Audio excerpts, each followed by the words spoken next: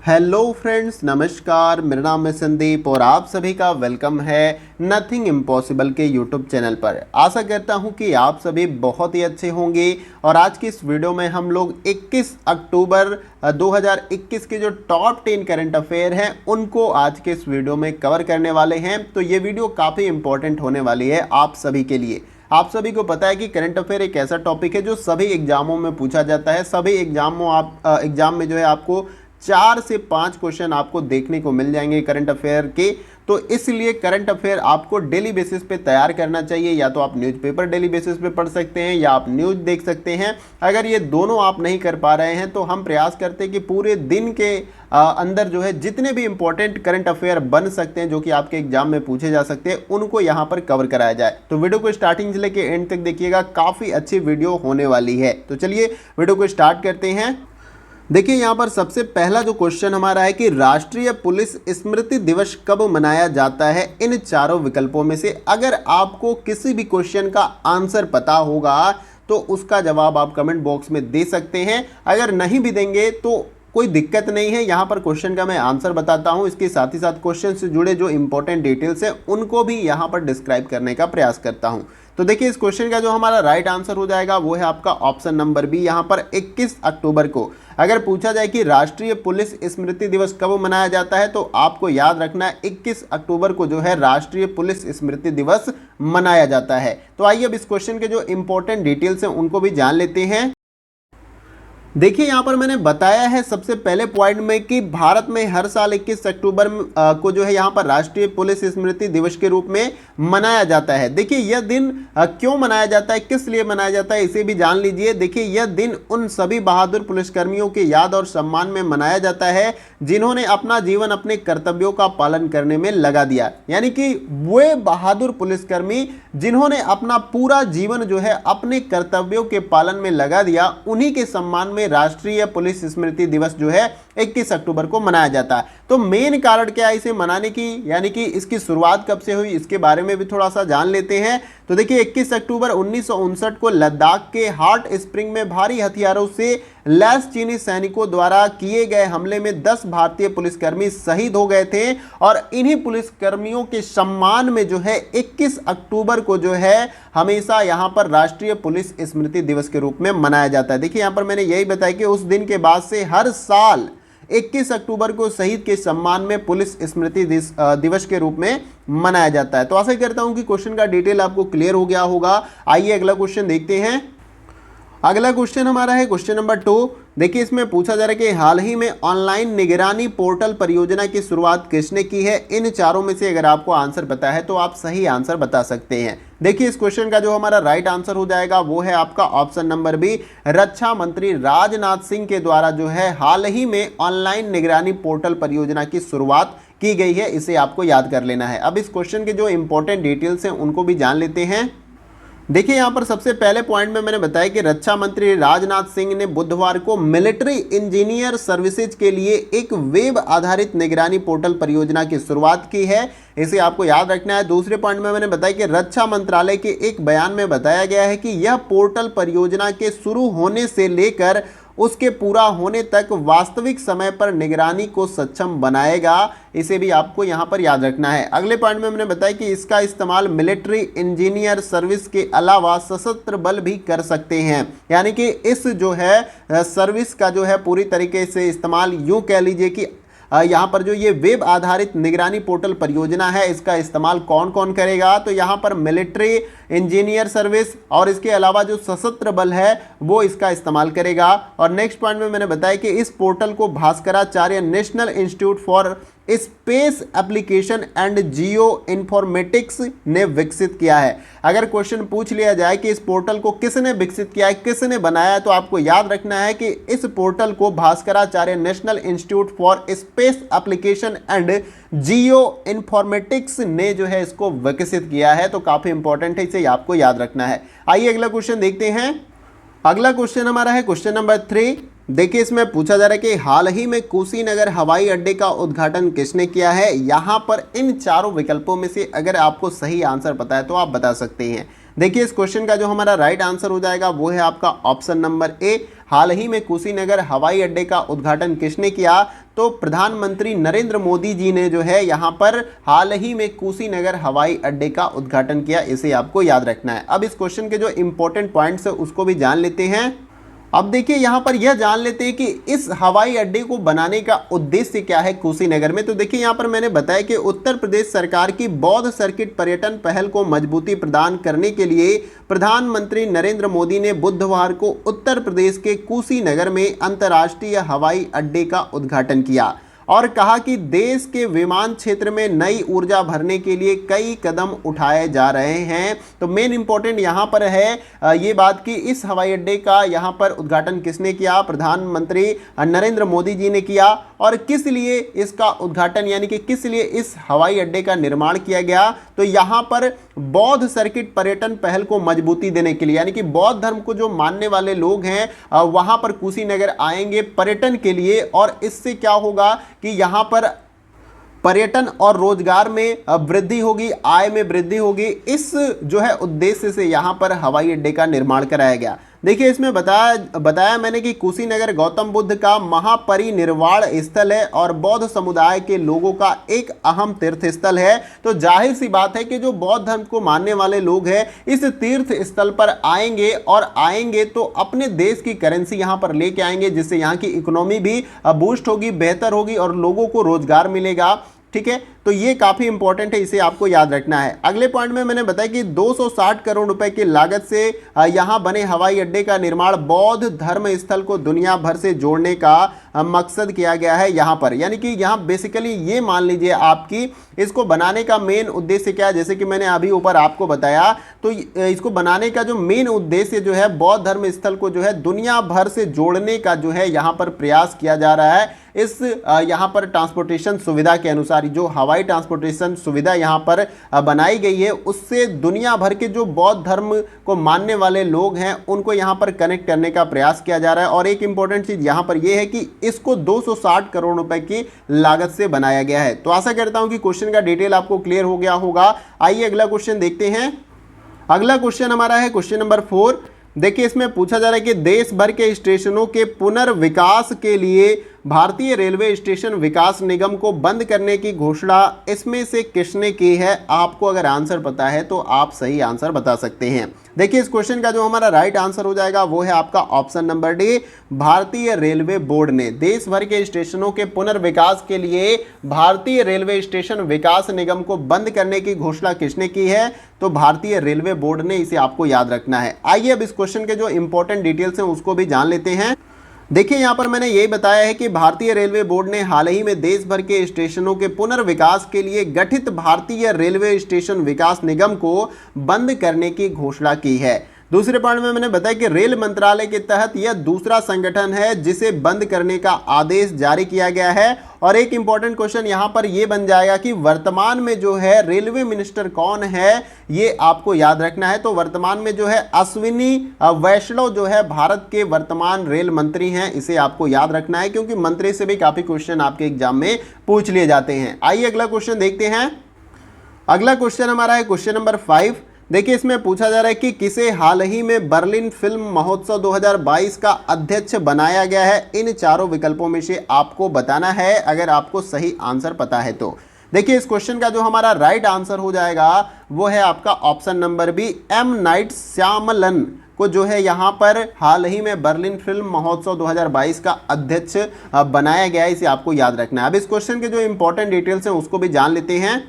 देखिए यहाँ पर मैंने सबसे पहले पॉइंट में बताया कि अमेरिकी फिल्मकार एम नाइट श्यामलन को हाल ही में बर्लिन फिल्म महोत्सव 2022 का अध्यक्ष बनाया गया है। देखिए ये मूल रूप से भारतीय अमेरिकी नागरिक हैं जो कि एक फिल्म डायरेक्टर हैं और इनको जो है हाल ही में जो है बर्लिन फिल्म महोत्सव 2022 का अध्यक्ष बनाया गया है। अब चूंकि ये फिल्म डायरेक्टर हैं तो इनके द्वारा कौन कौन सी मूवीज जो है डायरेक्ट की गई है उसके बारे में भी आपको याद रखना है। तो उन्होंने द सिक्स्थ सेंस और unbreakable, the village, science, split और हालिया ओल्ड जैसी जो है फिल्मों का निर्माण किया है। तो काफ़ी ये बहुत चर्चित मूवी हैं, तो इसे अगर आपको समय मिले तो आप इनमें से कोई एक मूवी देख सकते हैं।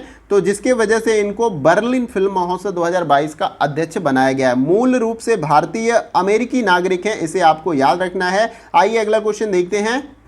अगला क्वेश्चन हमारा है क्वेश्चन नंबर 6। देखिए इसमें पूछा जा रहा है कि विश्व भर में विश्व आयोडीन अल्पता दिवस कब मनाया जाता है। आप सभी को अगर आंसर पता है तो आप सही आंसर कमेंट बॉक्स में बता सकते हैं। देखिए इस क्वेश्चन का जो हमारा राइट आंसर है वो है आपका ऑप्शन नंबर सी, 21 अक्टूबर को विश्व भर में आयोडीन अल्पता दिवस जो है मनाया जाता है। इसे आपको याद रखना है। अब इस क्वेश्चन के काफ़ी कुछ इंपॉर्टेंट डिटेल्स हैं, उसको भी जान लेते हैं। इतना तो आपको याद हो गया होगा कि 21 अक्टूबर को विश्व भर में यहाँ पर विश्व आयोडीन अल्पता दिवस मनाया जाता है। और दूसरा जो इंपॉर्टेंट पॉइंट यहाँ पर है कि विश्व स्वास्थ्य संगठन WHO के अनुसार जो है लगभग 54 देश अभी भी आयोडीन की कमी से जूझ रहे हैं। यानी विश्व भर में अभी 54 देश ऐसे हैं जो आयोडीन की कमी से जूझ रहे हैं। नेक्स्ट पॉइंट में मैंने बताया कि सबसे पहला उद्देश्य तो लोगों को शरीर के लिए क्यों आयोडीन जरूरी है यही बताना है और समझाना है। इसकी कमी से सिर्फ गर्भवती माँ और होने वाला बच्चा ही प्रभावित नहीं होता, बल्कि ऐसे भी कई समस्याएं हो सकती हैं जैसे कि घेंघा रोग, बच्चे में मानसिक मंदता, अपंगता, गूंगापन, बहरापन आदि रोग जो है आयोडीन की कमी से हो सकता है। तो अगर पूछा जाए कि इसका मेन उद्देश्य क्या है मनाने का, तो बेसिकली यहाँ पर लोगों को आयोडीन के प्रति जागरूक करने, यानी कि शरीर में आयोडीन क्यों जरूरी है, उसका क्या महत्व है, इसको बताना समझाना, यही जो है उद्देश्य है यहाँ पर विश्व आयोडीन अल्पता दिवस का। और इसके साथ ही साथ यहाँ पर कई सारी ऐसी प्रॉब्लम्स है जो आयोडीन की कमी से उत्पन्न होती है, जैसे घेंघा रोग आपका है, बच्चों में मानसिक मंदता, अपंगता, गूंगापन, बहरापन, ये सभी प्रॉब्लम आयोडीन की कमी से हो सकती है। अगले पॉइंट में मैंने बताया कि आयोडीन युक्त खाद्य पदार्थों को भोजन में शामिल करना कितना जरूरी है, इसकी महत्ता बताना भी इस दिन का जो है मेन उद्देश्य है, ये भी आपको याद रखना है। यानी कि आपके खाने में आयोडीन होना क्यों जरूरी है, इसके महत्व को भी बताना जो है यहाँ पर विश्व आयोडीन अल्पता दिवस का मेन उद्देश्य है। तो आशा करता हूं कि यहाँ पर क्वेश्चन का डिटेल आपको क्लियर हो गया होगा। आइए अगला क्वेश्चन देखते हैं। अगला क्वेश्चन हमारा है क्वेश्चन नंबर 7। देखिए इसमें पूछा जा रहा है कि न्यूजीलैंड के क्रिकेट अंपायर फ्रेड गुडाल का हाल ही में कितने वर्ष की उम्र में निधन हो गया। इन चारों में से अगर आपको सही आंसर पता है तो बता सकते हैं। देखिए इस क्वेश्चन का जो हमारा राइट आंसर हो जाएगा वो है आपका ऑप्शन नंबर सी, 83 वर्ष के उम्र में जो है न्यूजीलैंड के क्रिकेट अंपायर फ्रेड गुडाल का जो है हाल ही में निधन हो गया है 83 वर्षों में, ये याद रखना है आपको। अब इनके बारे में थोड़ा सा जान लेते हैं डिटेल में। देखिए यहाँ पर मैंने यही बताया है कि न्यूजीलैंड के क्रिकेट अंपायर फ्रेड गुडाल का हाल ही में 83 वर्ष की उम्र में निधन हो गया है, तो इसे आपको याद रखना है। और नेक्स्ट पॉइंट में मैंने बताया कि वे न्यूजीलैंड और वेस्टइंडीज के बीच 1980 में विवादास्पद टेस्ट श्रृंखला का हिस्सा थे। जब उस समय यहाँ पर न्यूजीलैंड और वेस्टइंडीज के बीच में यहाँ पर मैच चल रहा था, तो वहाँ पर ये विवाद उत्पन्न हो गया था उस मैच के दौरान। तो उस टेस्ट श्रृंखला का ये हिस्सा थे कौन, न्यूजीलैंड क्रिकेट के यहाँ पर अंपायर फ्रेड गुडाल। अगले पॉइंट में मैंने बताया कि उन्होंने वर्ष 1965 से 1988 के बीच 24 टेस्ट मैच और 15 एक दिवसीय अंतर्राष्ट्रीय मैचों में अंपायरिंग की थी। इसे भी आपको याद रखना है। तो आशा करता हूं डिटेल आपको क्लियर हुआ होगा। आइए अगला क्वेश्चन देखते हैं।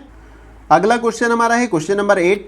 देखिए इसमें पूछा जा रहा है कि हाल ही में किस देश ने पनडुब्बी से नई बैलिस्टिक मिसाइल का परीक्षण किया है। इन चारों विकल्पों में से आपको बताना है।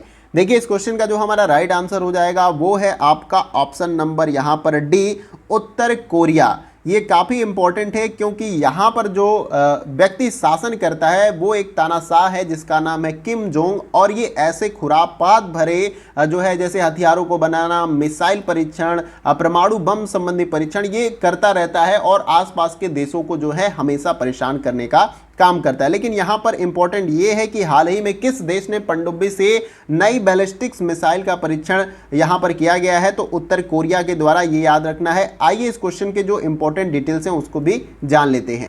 देखिए यहाँ पर सबसे पहले मैंने बताया कि उत्तर कोरिया ने हाल ही में जापान के समुद्री तट के करीब पनडुब्बी से नई बैलिस्टिक मिसाइल का परीक्षण किया है। अब इस बैलिस्टिक मिसाइल की खासियत क्या है इसके बारे में थोड़ा सा जान लेते हैं। देखिए यह मिसाइल 60 किलोमीटर की अधिकतम ऊंचाई पर लगभग 450 किलोमीटर की दूरी तक गई, और यह मिसाइल उत्तर कोरियाई मिसाइल परीक्षणों की आधुनिक मिसाइल है। यानी कि यूं कह लीजिए कि इसकी मारक क्षमता कितनी है, तो 450 किलोमीटर दूरी तक में अगर कोई भी टारगेट होगा तो उसको ये भेद सकती है।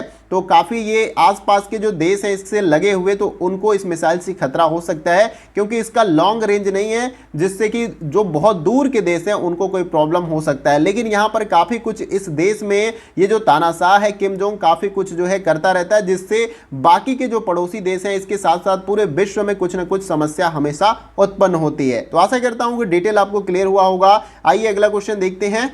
अगला क्वेश्चन हमारा है क्वेश्चन नंबर 9। देखिए इसमें पूछा जा रहा है कि हाल ही में किन क्रिकेट खिलाड़ियों को एमसीसी से आजीवन सदस्यता मिली है, इन चारों में से आपको बताना है। देखिए इस क्वेश्चन का जो हमारा राइट आंसर हो जाएगा वो है आपका option number A, Harbhajan Singh और जवागल श्रीनाथ को जो है यहाँ पर एमसीसी से आजीवन सदस्यता मिली है, ये आपको याद रखना है। अब इस क्वेश्चन के जो इंपॉर्टेंट डिटेल्स हैं उसको भी जान लेते हैं। देखिए यहाँ पर सबसे पहले मैंने बताया कि भारत के हरभजन सिंह और जवागल श्रीनाथ को जो है Marylebone Cricket Club MCC, यानी कि यहाँ पर एमसीसी का जो ये फुल फॉर्म है इसे भी आपको याद रखना है। एमसीसी का फुल फॉर्म क्या है, यहाँ पर मेरिल बोन क्रिकेट क्लब जो है इसका फुल फॉर्म है, और यहाँ पर एमसीसी की आजीवन सदस्यता से सम्मानित किया गया है, और वे इस साल सम्मान पाने वाले 16 अन्य क्रिकेटरों में शामिल हो जाएंगे। कौन? हरभजन सिंह और जवागल श्रीनाथ, इसे आपको याद रखना है। अगले पॉइंट में मैंने बताया कि लॉर्ड्स में स्थित एमसीसी क्रिकेट कानूनों का संरक्षक है। अब ये लॉर्ड्स कहाँ है, तो ये आपका इंग्लैंड में पड़ता है। आपको पता है कि क्रिकेट का मक्का किसे कहा जाता है, तो लॉर्ड्स को कहा जाता है। ये भी क्वेश्चन कई बार एग्जाम में पूछा जाता है। अगले पॉइंट में मैंने बताया कि हरभजन सिंह जो है 417 विकेट लेने के साथ टेस्ट में जो है भारत के तीसरे सबसे ज्यादा विकेट लेने वाले यहां पर बॉलर हैं, और ये आपको याद रखना है। भारत की तरफ से सबसे ज्यादा टेस्ट क्रिकेट में किसने विकेट लिया है, तो अनिल कुंबले ने लिया है, इसे भी आपको याद रखना है। तो आइए अगला क्वेश्चन देखते हैं। अगला क्वेश्चन हमारा है क्वेश्चन नंबर 10, और ये वीडियो का लास्ट हमारा क्वेश्चन है, तो इसे भी देख लेते हैं। देखिए इसमें पूछा जा रहा है कि हाल ही में किसने stand up to big tech के लिए अपना ऐप लॉन्च किया है, इन चारों में से आपको बताना है। तो देखिए इस क्वेश्चन का जो हमारा राइट आंसर हो जाएगा वो है आपका option number B, Donald Trump, जो कि अमेरिका के भूतपूर्व कह लीजिए राष्ट्रपति थे। वर्तमान में जो बाइडेन जो है आपके अमेरिका के राष्ट्रपति हैं, और उपराष्ट्रपति कौन है, कमला हैरिस है, इसे भी आपको याद रखना है। अब इस क्वेश्चन के जो इंपॉर्टेंट डिटेल्स हैं उनको भी जान लेते हैं। देखिए यहाँ पर मैंने बताया कि पूर्व राष्ट्रपति डोनाल्ड ट्रंप ने जो है घोषणा की है कि वह बिग टेक के साथ जो है प्रतिस्पर्धा करने के लिए अपना खुद का सोशल मीडिया ऐप और समाचार कंपनी लॉन्च करेंगे। अब इसका कारण क्या है कि डोनाल्ड ट्रंप को कई सारे सोशल मीडिया प्लेटफॉर्म से जो है बैन किया गया है, वहां पर वो कुछ भी ट्वीट या कुछ भी शेयर नहीं कर सकते हैं, जिसके चलते ये अपना खुद का सोशल प्लेटफॉर्म कह लीजिए, सोशल यहाँ पे एप्लीकेशन जो है ये लॉन्च करेंगे, जहां पर ये दूसरे सोशल मीडिया कंपनी से प्रतिस्पर्धा करेंगे। अगले पॉइंट में मैंने बताया कि नई कंपनी का नाम Trump media and technology group होगा, और वह ट्रूथ सोशल नामक एक ऐप लॉन्च करेंगे। यहां पर इनकी कंपनी का नाम क्या है, Trump media and technology group, और वह ट्रूथ सोशल नाम का एक ऐप लॉन्च करेंगे, और जिसमें यहां पर मैंने बताया कि ट्रूथ वर्तमान में या एप्पल ऐप स्टोर में जो है प्री ऑर्डर और नवंबर में बीटा लॉन्च के दौरान केवल आमंत्रित अतिथियों को उपलब्ध होगा। तो बेसिकली यूं कह लीजिए कि एक तरह से ये सोशल प्लेटफॉर्म बनाना चाहते हैं, क्योंकि इनको जो है सोशल मीडिया प्लेटफॉर्म से बैन किया गया है, और जिसके वजह से जो अन्य सोशल मीडिया कंपनी हैं उनको ये प्रतिस्पर्धा देने का प्रयास कर रहे हैं। तो आशा करता हूं कि क्वेश्चन का डिटेल आपको क्लियर होगा, और कुछ भी अगर आपको क्वेश्चन से रिलेटेड यहाँ पे समझ में नहीं आता, डिटेल समझ में नहीं आता, तो कमेंट बॉक्स में जरूर पूछ लें। आशा करता हूं कि वीडियो का सेशन आप सभी को पसंद आया होगा। वीडियो कहीं से भी अच्छा लगे तो वीडियो को लाइक करें, दूसरे दोस्तों को साथ शेयर करें, क्योंकि जो कुछ भी हम आपको इस प्लेटफॉर्म पे प्रोवाइड कराते हैं सब कुछ फ्री ऑफ कॉस्ट है। तो अगर आपको इससे थोड़ी भी हेल्प होती है तो आप दूसरों को शेयर करें ताकि उनको भी हेल्प मिल सके।